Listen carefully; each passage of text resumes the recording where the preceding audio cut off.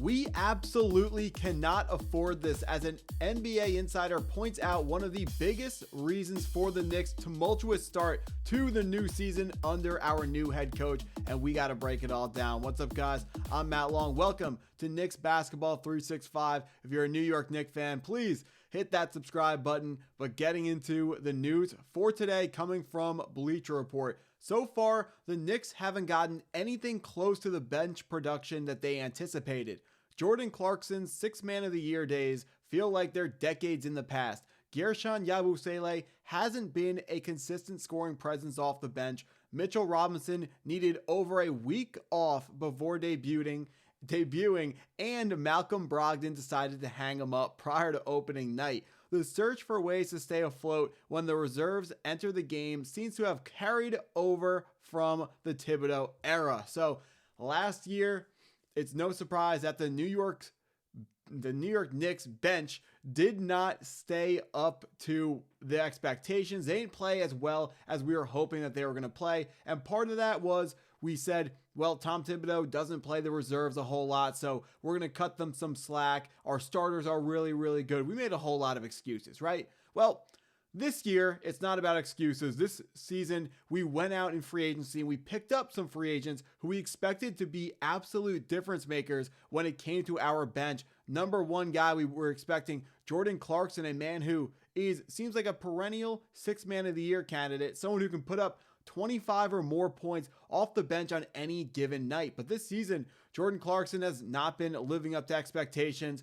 The other guys off the bench, Josh Hart's been playing through his injury. Yabusele, another free agent acquisition, a big man. He hasn't been doing a whole lot in terms of scoring for the New York Knicks bench. And speaking of the New York Knicks bench scoring, we don't do a whole lot of that either. If we look at our lowest points off of the bench, so far the New York Knicks have the fourth least amount of points off the bench with 243 points. Cleveland Cavaliers with 194. That's actually kind of crazy.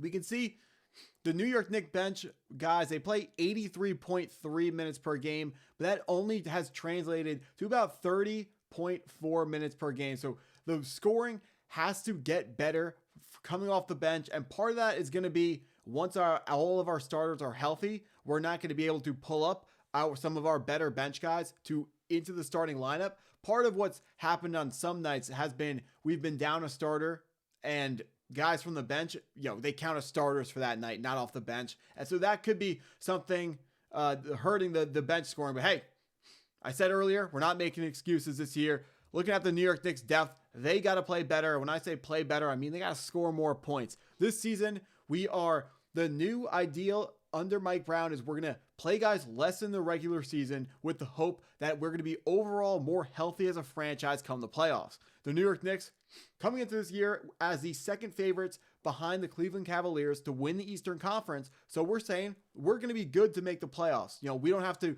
go super hard every single night because last year we saw that with Tom Thibodeau and it led to injuries.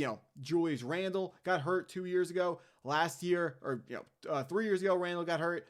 2 years ago we watched, or I guess no, that was 2 years ago when Randle got hurt and everyone else got hurt the first time we lost to the Pacers in the playoffs. We don't want a repeat of that, so we want to play guys less in the regular season so they're ready for the postseason. But you can't play your starters less minutes if the bench guys aren't holding their end of the bargain when they're getting into the game. Miles McBride, he started a couple games for the New York Knicks when we are dealing with all these injuries, and we love Miles McBride off the bench. He's not really the problem. Shamet is decent, but he's a limited player off the bench. He's only really going to add shooting to the team, a little bit of playmaking, but really not a ton coming from him. But Josh Hart has been the guy that I don't want to kind of hate on him in every single video because I love Josh Hart, and I'm sure all Knicks fans love Josh Hart. But Josh Hart needs to get that surgery. It is currently impacting his numbers. It's impacting his shooting specifically because when you are playing with a nerve injury in your finger, you change the way you shoot because it's uncomfortable to shoot with your natural motion. But the problem with when you are changing the way you're shooting is because next season, when you are fully healthy, if you are fully healthy, because if you're playing through it, you're not going to be recovering as effectively and you're not going to be getting the surgery that you need to get. When that happens, you go into next season and you're gonna have to continue doing the weird shot, or you're gonna have to reteach yourself how to shoot properly. And that's a problem when you're Josh Hart, who is a fantastic rebounder and an even better rebounder when you take into account his height. But Josh Hart's not a shooter, so he cannot be going through these stretches where he is changing what his shooting motion looks like, changing the way that the basketball is rolling off his fingers, just changing stuff about the way he goes about scoring. That's not good for him. He has to be locking in his game, working on it as much as he can. But that starts with getting the surgery. If he gets the surgery now, the New York Knicks will win enough games in the regular season. Maybe we're not the 1, 2, or 3 seed, but so what? We'll beat the teams when it matters in the playoffs. We are perfectly fine playing on the road. The New York Knicks in the playoffs recently have been one of the best road playoff teams, so that's not going to be an issue. We even started last year, you may remember, the Knicks started with like a 6-game road playoff winning streak. They are not afraid to play on the road. Josh Hart, go get that surgery. We can miss the games that don't matter as much, come back, and you can step up and play big in the big moments when it matters, the way all Knicks fans know you can. But moving on to Guerschon Yabusele, the big man pickup coming from the San Francisco 76ers? Nope. The Philadelphia 76ers in free agency. Yabusele, another big man who was expected to add more offense at the 5 position or the 4, depending on where he's starting that night. Really more of a natural power forward instead of a center. He's got to do more scoring. He hasn't really shot the ball a whole lot. Maybe he's trying to figure out where exactly his role is in this Mike Brown offense. Yabusele is a guy who, even though he's a big man, he can still shoot the 3 ball. This offense is going to be all about shooting 3. So Yabusele, that's where he's going to fit in as a big man, hanging on the outside, hitting 3s. And then if we just keep going down the depth chart, the last name that is super relevant, I mean, I know Trey Jemison got in the first game, in the first quarter of the entire season. That was kind of unexpected. We haven't seen a whole lot from him since then, but Ariel Hukporti is the last name who is going to be realistically in the New York Knicks rotation.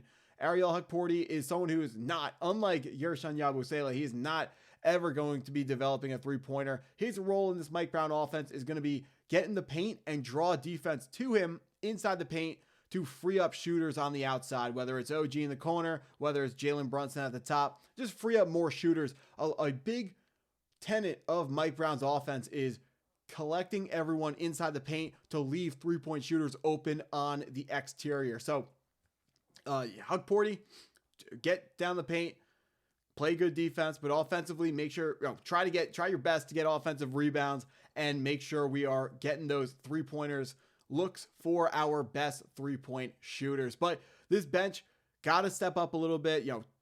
People are talking about Tyler Kolek, but with him being reassigned to the G League for right now to get more reps, it's going to be a while before we see him back with the New York Knicks. He will be coming back because there will be, one injury to a guard. He will be back with us.